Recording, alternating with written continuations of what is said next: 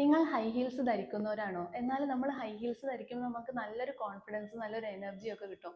പക്ഷേങ്കിൽ നല്ല high heal, അതായത് മോർ ദാൻ 2 ഇഞ്ചസിനേക്കാളൊക്കെ കൂടുതലുള്ളത്, അതും പോയിന്റഡ് ആയിട്ടുള്ളതൊക്കെ ധരിക്കുകയാണെങ്കിൽ നമ്മുടെ ശരീരത്തിന്റെ വെയിറ്റ് മൊത്തം നമ്മുടെ ഈ വിരലുകളുടെ ഭാഗത്തേക്കാണ് മാറുക. അതായത് നമ്മൾ ഇങ്ങനെയാണല്ലോ നിൽക്കുക, അപ്പോൾ അത് മൊത്തം നേരെ ഇങ്ങനെ വിരലിന്റെ ഭാഗത്തേക്ക് വരും. അപ്പോൾ അതിന്റെ ഭാഗമായിട്ട് നമ്മുടെ വിരലിന്റെ ഭാഗത്ത് ഓവർ സ്ട്രെസ് വന്നിട്ട് അവിടെ നമ്മൾക്ക് പല ഡീഫോമിറ്റീസ് ഉണ്ടാവാനും അതുപോലെ തന്നെ കണ്ടിന്യൂസ് ആയിട്ട് വേദന വരാനും ഇതൊരു കാരണമാവും.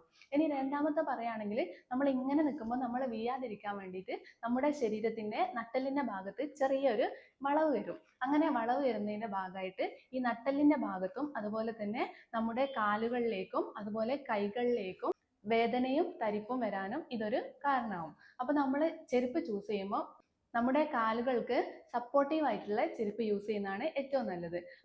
അതുപോലെ തന്നെ കണ്ടിന്യൂസ് ആയിട്ട് ഇങ്ങനെ ഹൈ ഹീൽസ് ഇടുമ്പോൾ നമ്മുടെ ഈ ഒരു കാഫ് മസിൽസിനൊക്കെ തന്നെ സ്ട്രെയിൻ കൂടുതൽ വരുന്നതുകൊണ്ട് ആ ഒരു ബ്ലഡ് സർക്കുലേഷനെയും ബാധിച്ചിട്ട് വെരിക്കോസിറ്റിയും കൂടിയും വരാൻ ചാൻസ് ഉണ്ട്.